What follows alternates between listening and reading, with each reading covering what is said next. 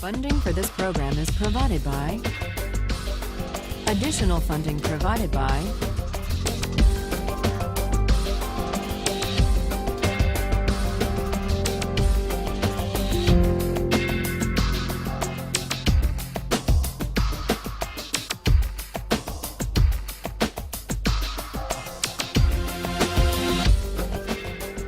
Last time, we were discussing the distinction that Rawls draws between two different types of claims. Claims of moral desert on the one hand, and of entitlements to legitimate expectations on the other. Rawls argued that it's a mistake to think that distributive justice is a matter of moral desert, a matter of rewarding people according to their virtue. Today we're going to explore that question of moral desert and its relation to distributive justice, not in connection with income and wealth, but in its connection with opportunities, with hiring decisions and admission standards. And so we turn to the case of affirmative action. You read about the case of Cheryl Hopwood. She applied for admission to the University of Texas Law School. Cheryl Hopwood had worked her way through high school. She didn't come from an affluent family. She put herself through community college and California State University at Sacramento. She achieved a 3.8 grade point average there. Later moved to Texas, became a resident, took the law school admissions test, did pretty well on that, and she applied to the University of Texas Law School. She was turned down. She was turned down at a time when the University of Texas was using an affirmative action admissions policy. A policy that took into account race and ethnic background.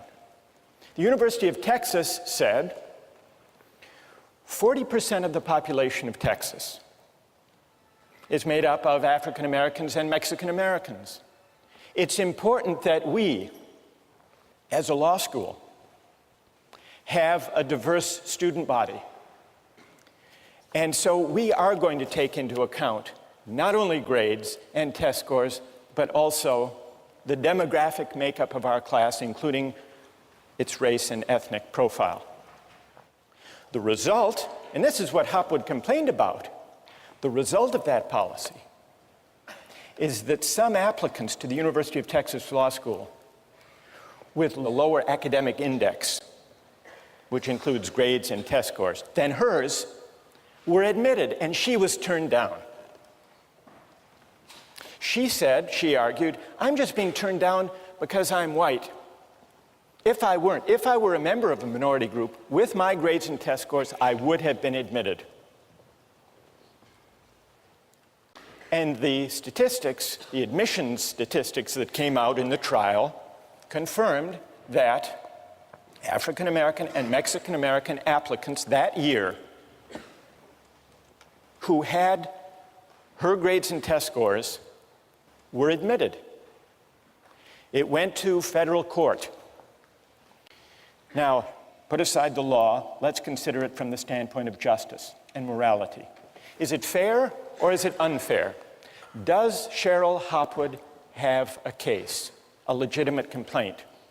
Were her rights violated by the admissions policy of the law school? How many would rule for the law school and say that it was just to consider race and ethnicity as a factor in admissions? How many would rule for Cheryl Hopwood and say her rights were violated? So here we have a pretty even split. All right, now I want to hear from a defender of Cheryl Hopwood. Yes? You're basing something on that's an arbitrary factor. You know, Cheryl couldn't control the fact that she was white or not in a minority. And therefore, it's not as if it was like a test score that she worked hard to try and show that she could, put that out there, that she had no control over her race. Good. And what's your name? Bree? Okay, Bree, stay right there. Now let's find someone who has an answer for Bree. Yes. There are discrepancies in the educational system, and majority of the time, I know this in New York City, the schools that minorities go to are not as well funded, are not as well supplied as white schools. And so there is going to be a discrepancy naturally between minorities and between whites if they go to better schools, and they will not do as well on exams because they haven't had as much help because of a worse school system. So All right, let me just interrupt you to tell me your name. Anisha. Anisha. Anisha, you're pointing out that minority kids may have gone, in some cases, to schools that didn't give them the same educational opportunity as kids from affluent families. Yes. And so the test scores they got may actually not represent their true potential. Because they didn't receive the same kind of help that they might have received had they gone to a school with better funding. All right. Anisha has raised the point that colleges still should choose for the greatest academic scholarly promise, but in reading the test scores and grades, they should take into account the different meaning those tests and grades have in the light of educational disadvantage in the background. So that's one argument in defense of affirmative action, Anisha's argument, correcting for the effects of unequal preparation, educational disadvantage. Now, there are other arguments. Suppose, just to identify whether there is a competing principle here, suppose there are two candidates who did equally well on the tests and grades, both of whom went to first-rate schools. Two candidates. Among those candidates, would it be unfair for the college or university, for Harvard, to say, we still want diversity along racial and ethnic dimensions, even where we are not correcting for the effects on test scores of educational disadvantage? What about in that case, Bree? If it's that one thing that puts, someone over the edge, then I guess that would be, justifiable. If everything else about the individual first, though, everything they consider about that person's, talents and where they come from and who they are without these arbitrary factors is the same. Without these arbitrary factors, you call it. But before you were suggesting, Bree, that race and ethnicity are arbitrary factors outside the control of the applicants. True, I would agree with that. And your general principle is that admissions shouldn't reward arbitrary factors over which people have no control. Right. All right. Who else? Who else would like to? Thank you both. Who else would like to get into this? What do you say? Well, first of all, I'm for affirmative action temporarily, but for two reasons. First of all, you have to look at the university's purpose. It is to educate their students. And I feel that different races, people coming from different races have different backgrounds and they contribute differently to the education. And second of all, when you say they have equal backgrounds, that's not true when you look at the broader picture and you look at slavery. And this is kind of a reparation. I think affirmative action is a temporary solution to alleviate history and the wrongs done to African Americans in particular. And what's your name? David. David. You say that affirmative action is justified, at least for now, as a way of compensating for past injustice, the legacy of slavery and segregation. Right. Who wants to take on that argument?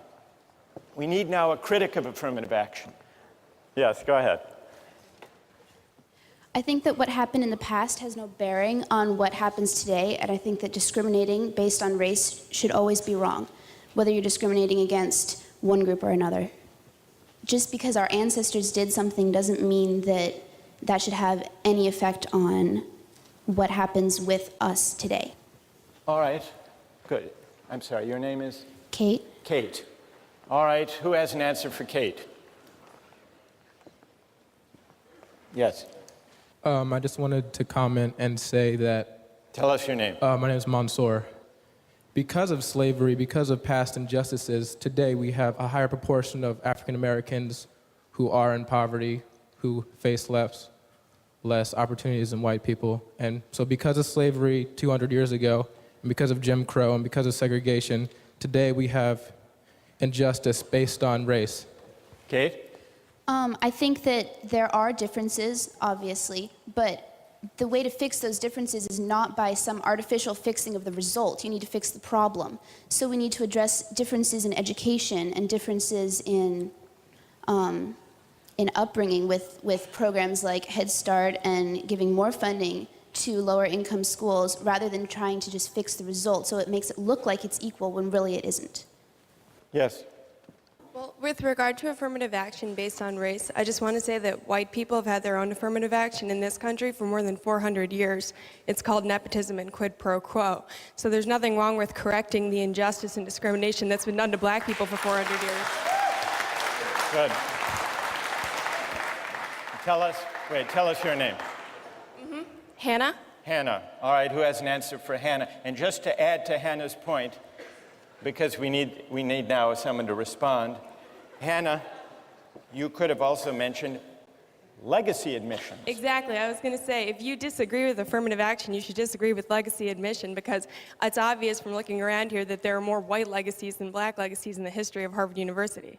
And explain what legacy admissions are. Well, legacy admissions is giving an advantage to someone who has an arbitrary privilege of their parent having attended the university to which they're applying. All right, so a reply for Hannah. Yes, in the balcony, go ahead. First of all, if affirmative action is making up for past injustice, how do you explain minorities that were not historically discriminated against in the United States who get these advantages? In addition, you could argue that affirmative action perpetuates divisions between the races rather than achieve the ultimate goal of race being an irrelevant factor in our society. And tell us your name. Danielle? Hannah? I disagree with that, because I think that by promoting diversity in an institution like this, you further educate all of the students, especially the white students who grew up in predominantly white areas. It's certainly a form of education to be exposed to people from different backgrounds, and you put white students at an inherent disadvantage when you surround them only with their own kind. Why should race necessarily be equated with diversity? There's so many other forms. Why should we assume that race makes people different? Again, that's perpetuating the idea of racial division within our universities and our society. Hannah? With regard to African American people being given a special advantage, it's obvious that they bring something special to the table because they have a unique perspective, just as someone from a different religion or socioeconomic background would as well. As you say, there are many different types of diversity. There's no reason that racial diversity should be eliminated from that criteria. Yes, go ahead. Racial discrimination is illegal in this country, and I believe that it was African American leaders themselves, when Martin Luther King said he wanted to be judged not on the color of his skin, but by the content of his character, his merit, his achievements. And I just think that to decide solely based on someone's race is just inherently unfair. I mean, if you want to correct based on disadvantaged backgrounds, that's fine, but there are also disadvantaged white people as well. It shouldn't matter if you're white, black. Tell us your name. Ted. Ted? Yes. Think of Hopwood. It's unfair to count race, or I assume you would also say ethnicity or religion. Yes. Do you think she has a right to be considered according to her grades and test scores alone? No, there is more to it than that. Universities need to promote diversity. And So you agree with the goal of promoting diversity? There's ways to promote diversity besides discriminating against people solely based on a factor that they cannot control. All right, so what makes it wrong is that she can't control her race. She can't control the fact that she's white. That's the heart of the unfairness to her. Bree made a similar point, that basing admissions on factors that people can't control is fundamentally unfair. What do you say? There's a lot of things you can't control, and if you're going to go through it based on merit, like just based on your test scores, a lot of what you can achieve has to do with like the family background that you raised in. If both your parents were scholarly, then you have more of a chances of actually being more scholarly yourself and getting those grades. And you can't control what kind of family you were born into. So All I right, mean, good. That's a great rejoinder. What's your name? Da. Da. Ted, are you against advantages that come from the family you were born into? What about legacy admission? I mean, I do believe that in terms of like a legacy admission, you shouldn't have a special preference. I mean, if there is a legacy admission, you could argue is another part of diversity. You could say it's important to have a small percentage of people that have just several generation family attendance at a place like Harvard. However, that should not be an advantaged factor like race. That should just be another part of promoting diversity. Should it count at all? I think that alumni status, should it count at all, Ted?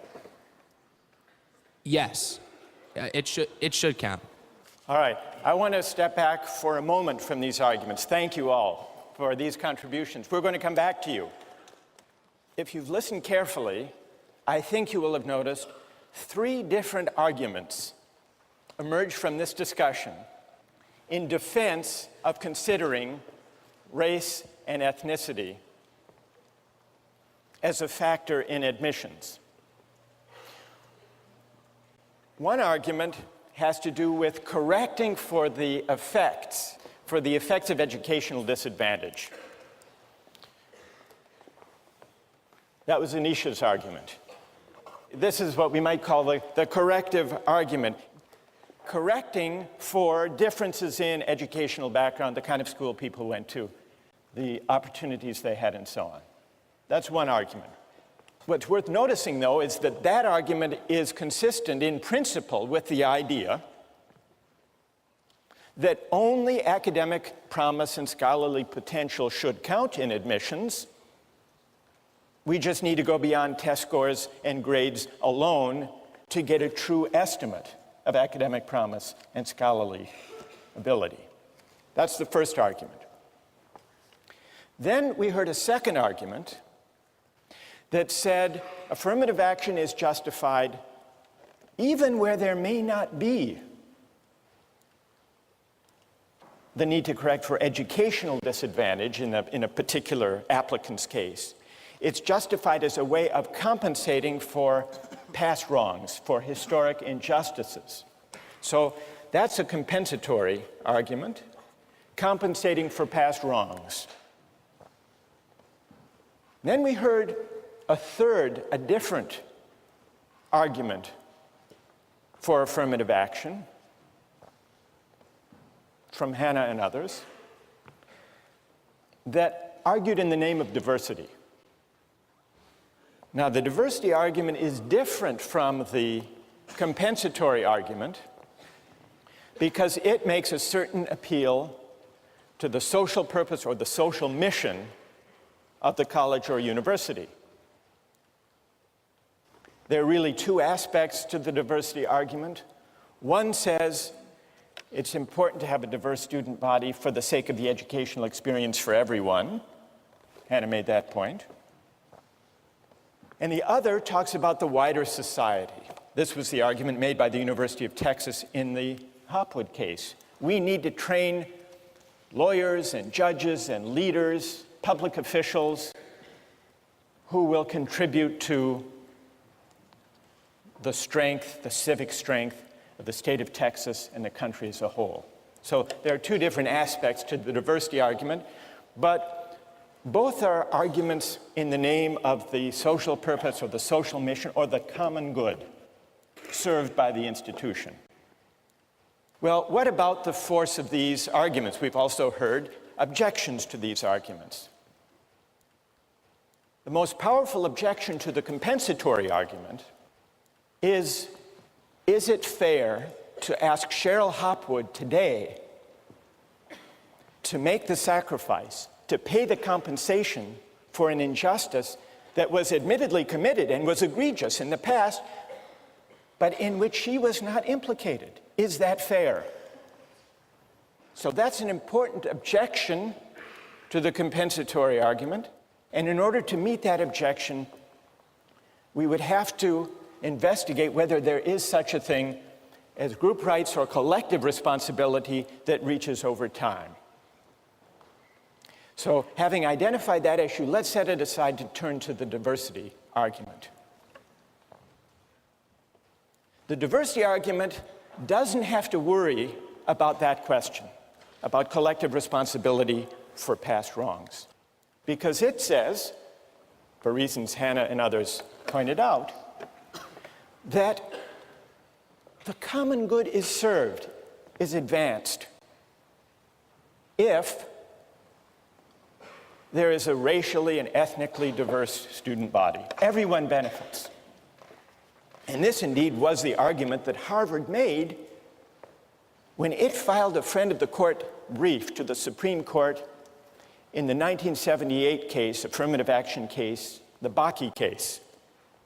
And the Harvard brief, the Harvard rationale, was cited by Justice Powell, who was the swing vote in the case, upholding affirmative action. He cited that as providing the rationale that he thought was constitutionally acceptable. Harvard's argument in its brief was this: we care about diversity. Scholarly excellence alone has never been the criterion of admission, the sole criterion of admission to Harvard College. 15 years ago, diversity meant students from California and New York and Massachusetts, city dwellers and farm boys, violinists, painters and football players, biologists, historians, and classicists. The only difference now, Harvard argued, is that we're adding racial and ethnic status to this long list of diversity considerations. When reviewing the large number of candidates able to do well in our classes, Harvard wrote, race may count as a plus just as coming from Iowa may count, or being a good middle linebacker, or pianist. A farm boy from Idaho can bring something to Harvard College that a Bostonian cannot offer. Similarly, a black student can usually bring something a white student cannot offer. The quality of the educational experience of all students depends in part on these differences in the background and outlook that students bring with them. That was Harvard's argument. Now, what about the diversity argument? Is it persuasive? If it's to be persuasive, it has to meet one very powerful objection that we've heard voiced here by Ted, by Bree. Unless you're a utilitarian, you believe that individual rights can't be violated. And so the question is there an individual right that is violated? Is Cheryl Hopwood's right violated if she is used, so to speak, denied admission for the sake of the common good and the social mission that the University of Texas Law School has defined for itself? Does she have a right? Don't we deserve to be considered according to our excellences, our achievements, our accomplishments, our hard work? Isn't that the right at stake? Now, we've already heard an answer to that argument. No, she doesn't have a right. Nobody deserves to be admitted. Notice how this gets us back to the issue of desert versus entitlement. They're arguing there is no individual right that Hopwood has.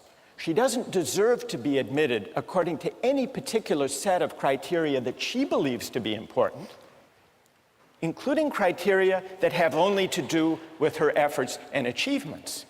Why not? I think implicit in this argument is something like Rawls's rejection of moral desert as the basis of distributive justice.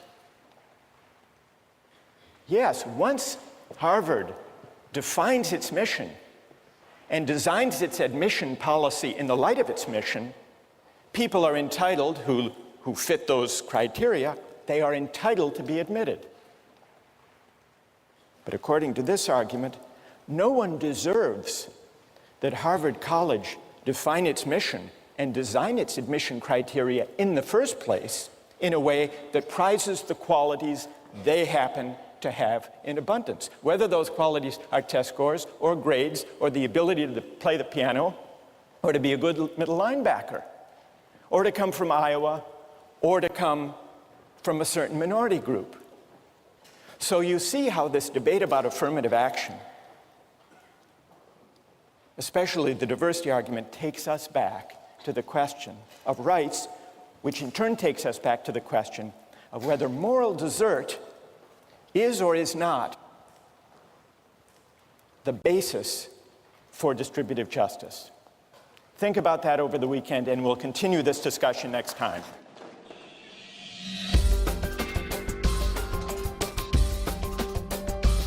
Suppose we're distributing flutes. Who should get the best ones? What's Aristotle's answer? Anyone. His answer is the best flutes should go to the best flute players because that's what flutes are for.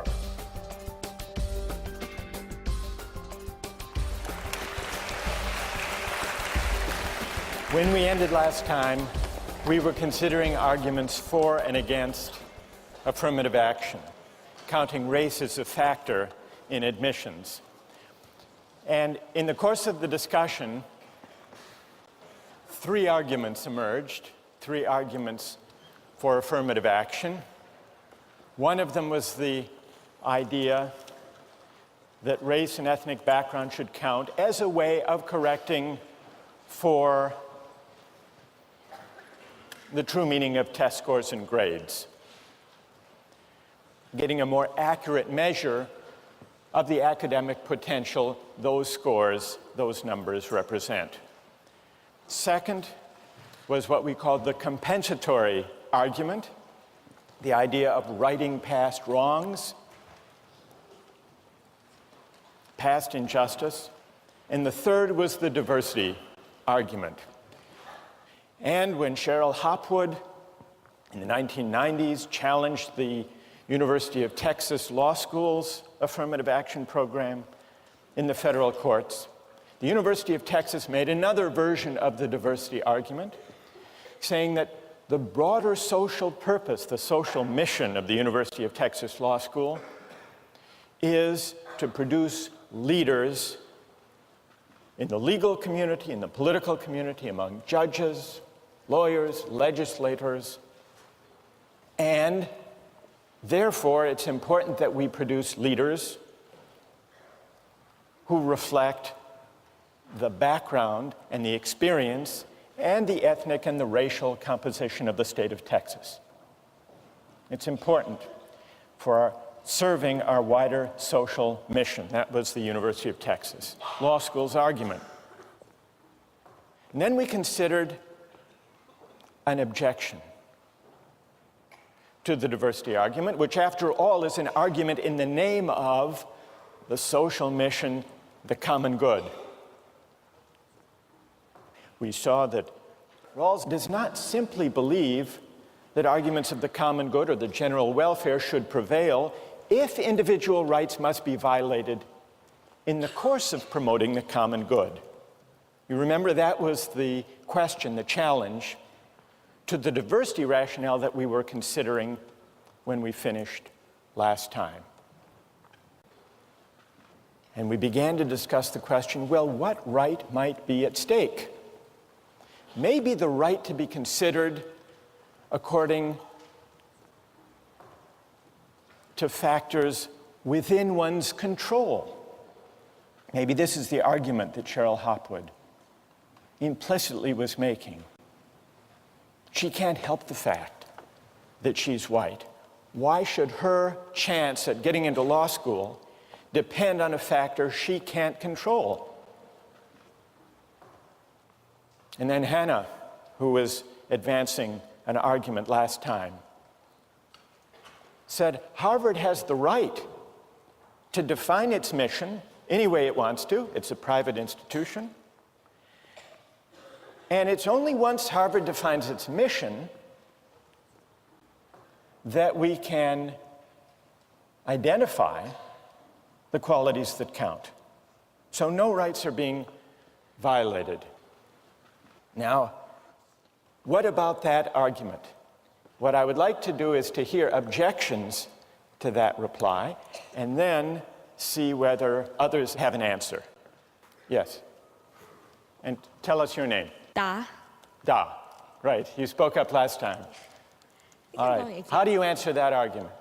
Well, I think there was two things in there. One of them was that a private institution could define its mission however it wants, but then that doesn't make however it defines it right. Like, I could define my personal mission as I want to collect all the money in the world, but does that make it even a good mission? So you can't say that just because a college is a private institution, it could just define it whatever it wants. We still have to think about whether the way it's defining it is right. And in the case of affirmative action, a lot of people have said that since there's a lot of other factors involved, why not race? Like, if we already know that the system is imperfect. I want to stick with your first point, Okay. Da.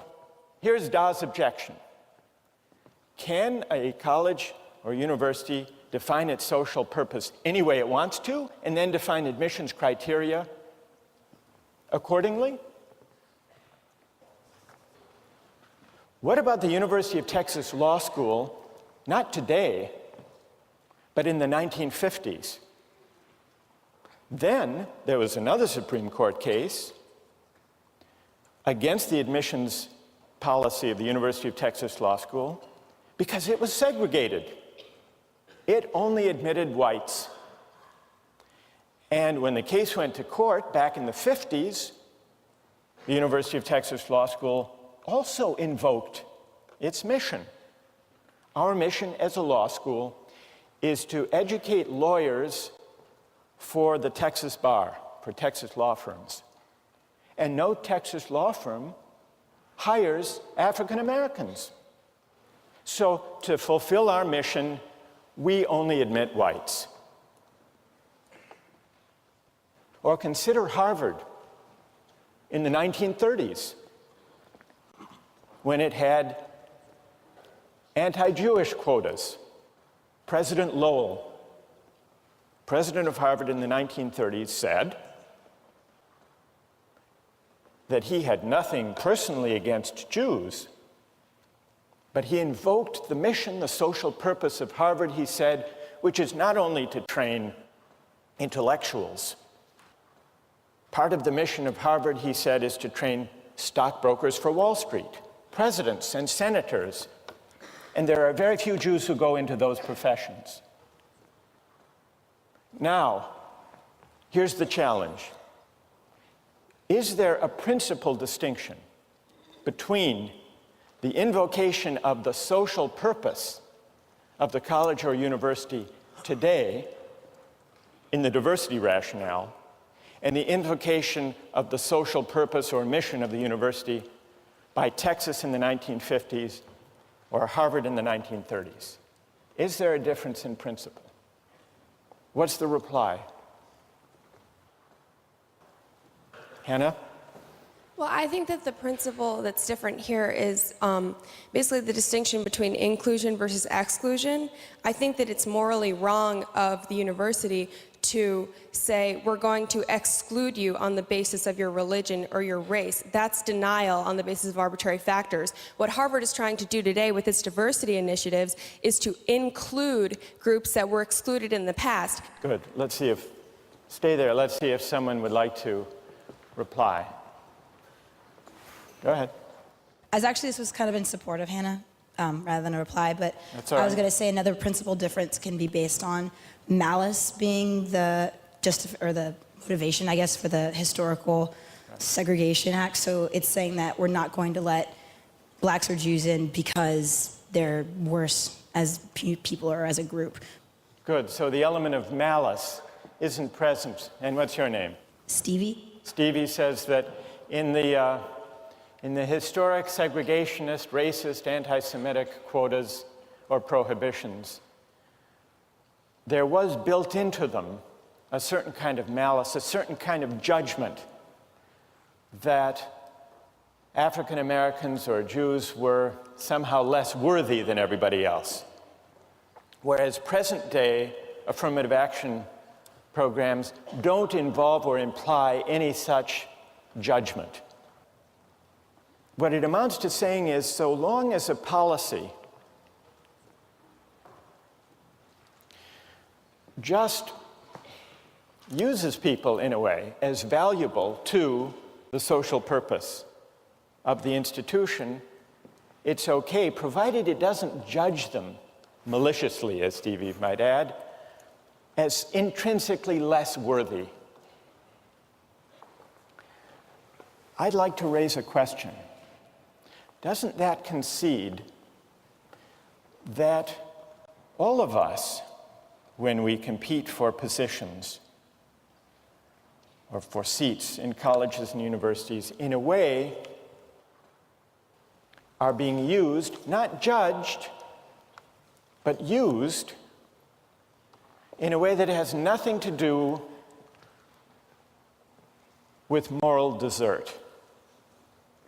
Remember, we got into this whole discussion of affirmative action when we were trying to figure out whether distributive justice should be tied to moral desert or not.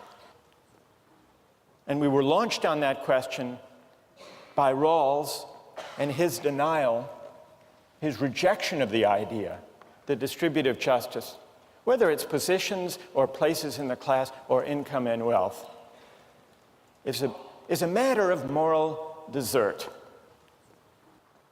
Suppose that were the moral basis of Harvard's admissions policy. What letters would they have to write to people they rejected or accepted, for that matter? Wouldn't they have to write something like this? Dear unsuccessful applicant, we regret to inform you that your application for admission has been rejected. It's not your fault that when you came along, society happened not to need the qualities you had to offer. Those admitted instead of you are not themselves deserving of a place, nor worthy of praise for the factors that led to their admission. We are in any case only using them and you as instruments of a wider social purpose. Better luck next time. What was the letter you actually got when you were admitted?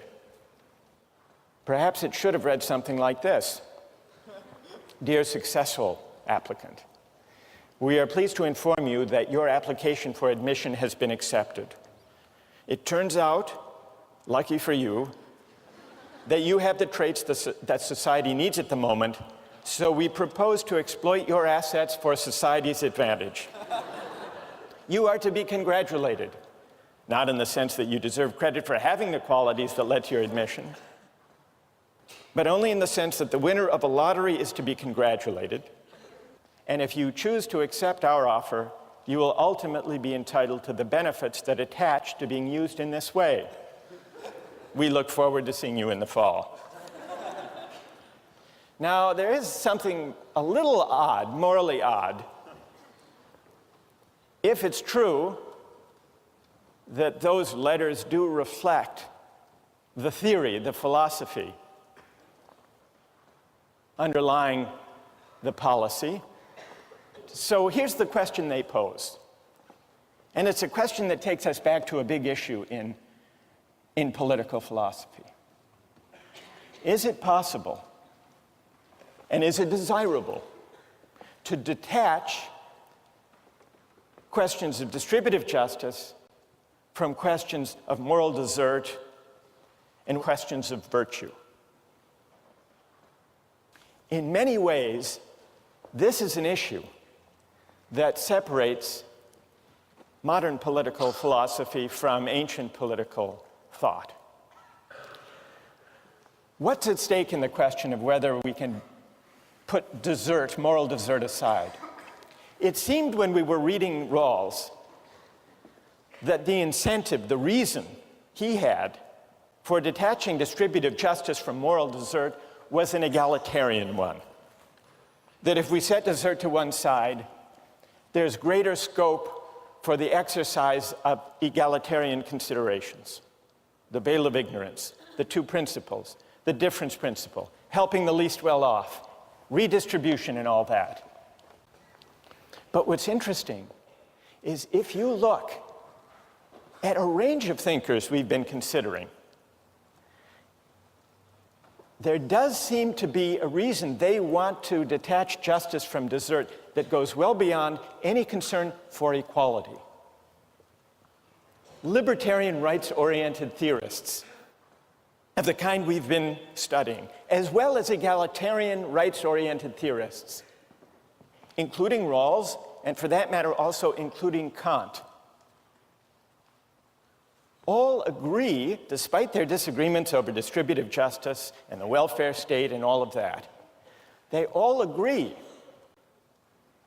that justice is not a matter of rewarding or honoring virtue or moral desert. Now, why do they all think that? It can't just be for egalitarian reasons. Not all of them are egalitarians. This gets us to the big philosophical question we have to try to sort out. Somehow they think tying justice to moral merit or virtue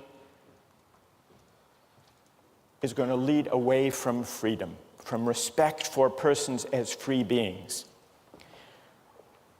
Well, in order to see what they consider to be at stake, and in order to assess their shared assumption, we need to turn to a thinker, to a philosopher, who disagrees with them, who explicitly ties justice to honoring virtue and merit and moral desert.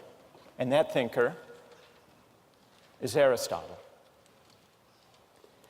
Now, in many ways, Aristotle's idea of justice is intuitively very powerful. In some ways, it's strange. I want to bring out both its power, its plausibility, and its strangeness so that we can see what's at stake in this whole debate about justice and whether it's tied to desert and virtue. So, what is Aristotle's answer to the question about justice? For Aristotle, justice is a matter of giving people what they deserve, giving people their due. It's a matter of figuring out the proper fit between persons with their virtues and their appropriate social roles. Well, what does this picture of justice look like? And how does it differ from the conception that seems to be shared among libertarian and egalitarian rights-oriented theorists alike? Justice means giving each person his or her due, giving people what they deserve. But what is a person's due? What are the relevant grounds of merit or desert? Aristotle says that depends on the sort of things being distributed. Justice involves two factors: things and the persons to whom the things are assigned. In general, we say, Aristotle writes, that persons who are equal should have equal things assigned to them. But here there arises a hard question. Equals in what respects? Aristotle says that depends on the sort of thing we're distributing. Suppose we're distributing flutes. What is the relevant merit or basis of desert for flutes? Who should get the best ones? What's Aristotle's answer? Anyone? The best flute players, right. Those who are best in the relevant sense, the best flute players. Is it just to discriminate in allocating flutes? Yes, all justice involves discrimination, Aristotle says. What matters is that the discrimination be according to the relevant excellence, according to the virtue appropriate to having flutes. He says it would be unjust to discriminate on some other basis in giving out the flutes. Say wealth, just giving the best flutes to the people who can pay the highest price. Or nobility of birth, just giving flutes to aristocrats. Or physical beauty, giving the best flutes to the most handsome. Or chance, having a lottery. Aristotle says birth and beauty may be greater goods than the ability to play the flute, and those who possess them may surpass the flute player more in these qualities than he surpasses them in his flute playing. But the fact remains that he is the person who ought to get the best flute. It's a strange idea, this comparison, by the way, that, could you say, am I more handsome than she is a good lacrosse player? It's a strange kind of comparison. But putting that aside, Aristotle says, we're not looking for the best overall, whatever that might mean. We're looking for the best musician. Now, why? This is important to see. Why should the best flutes go to the best flute players? Well, why do you think? Anybody? What? They'll produce the best music. Well, and everybody will enjoy it more. That's not Aristotle's answer. Aristotle is not a utilitarian. He's not just saying that way there will be better music and everyone will enjoy it, everyone will be better off. His answer is the best flutes should go to the best flute players because that's what flutes are for. To be played well. The purpose of flute playing, the purpose is to produce excellent music. And those who can best perfect that purpose ought properly to have the best ones. Now, it may also be true as a welcome side effect that everyone will enjoy listening to that music. So that answer is true enough as far as it goes, but it's important to see that Aristotle's reason is not a utilitarian reason. It's a reason that looks, here's where you might think it's a little bit strange. It looks to the purpose, the point, the goal of flute playing. Another way of describing this, looking to the goal to determine the just allocation. The Greek for goal or end was telos. So Aristotle says you have to consider the point, the end, the goal, the telos of the thing, in this case of flute playing. And that's how you define a just allocation, a just discrimination. So this idea of reasoning from the goal, from the telos, is called teleological reasoning, teleological moral reasoning. And that's Aristotle's way, reasoning from the goal, from the end. Now, this may seem, as I said, a strange idea, that we're supposed to reason from the purpose, but it does have a certain intuitive plausibility. Consider the allocation, let's say at Harvard, of the best tennis courts or squash courts. How should they be allocated? Who should have priority in playing on the best courts? Well, you might say those who can best afford them, set up a fee system, charge money for them. Aristotle would say no. You might say, well, Harvard big shots, the most influential people at Harvard, who would they be? The senior faculty should have priority in playing on the best tennis courts. No, Aristotle would reject that.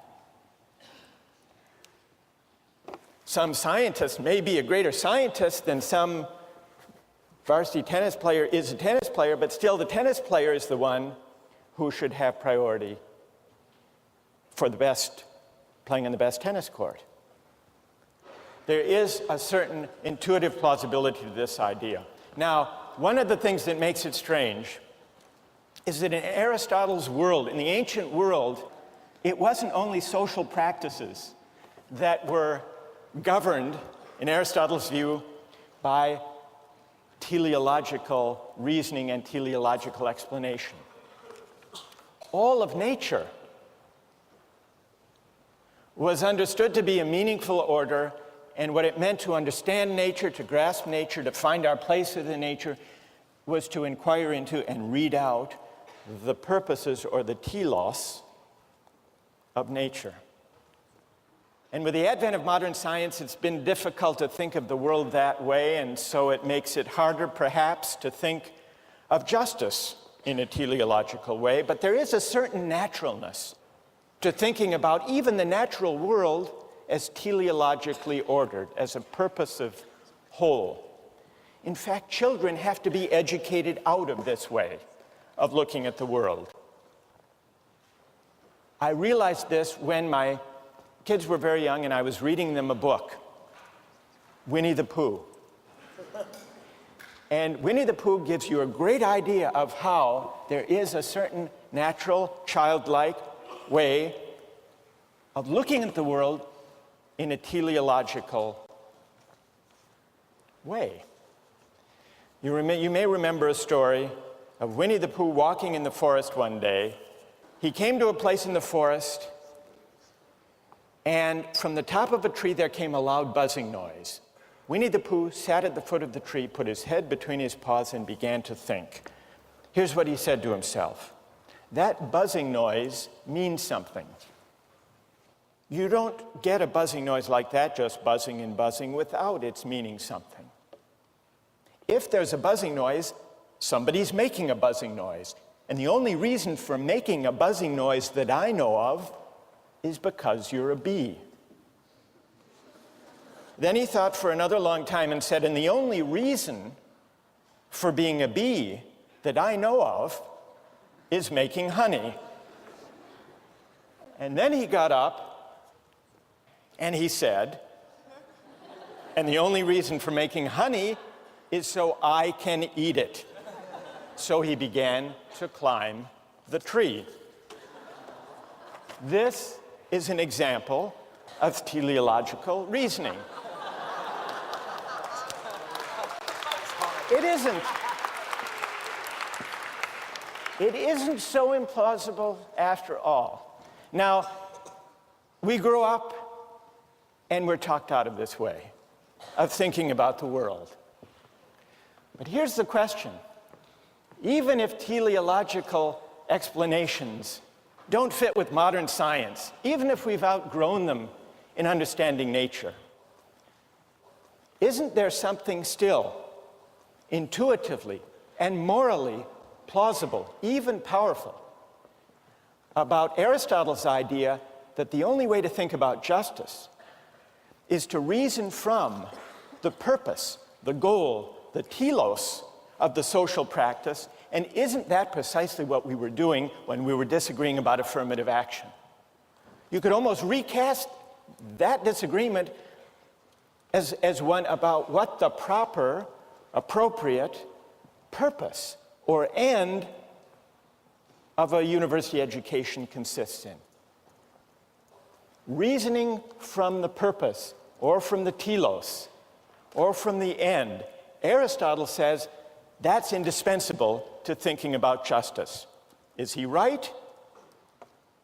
Think about that question as you turn to Aristotle's Politics.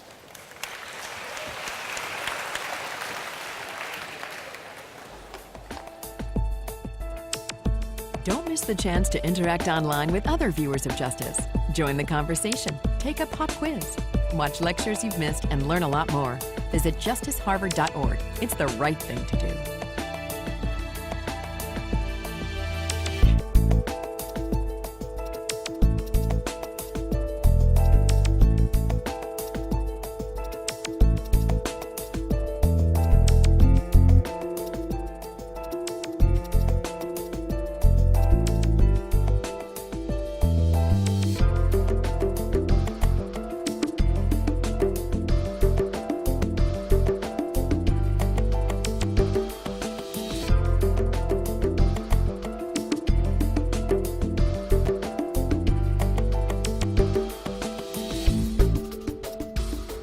Funding for this program is provided by...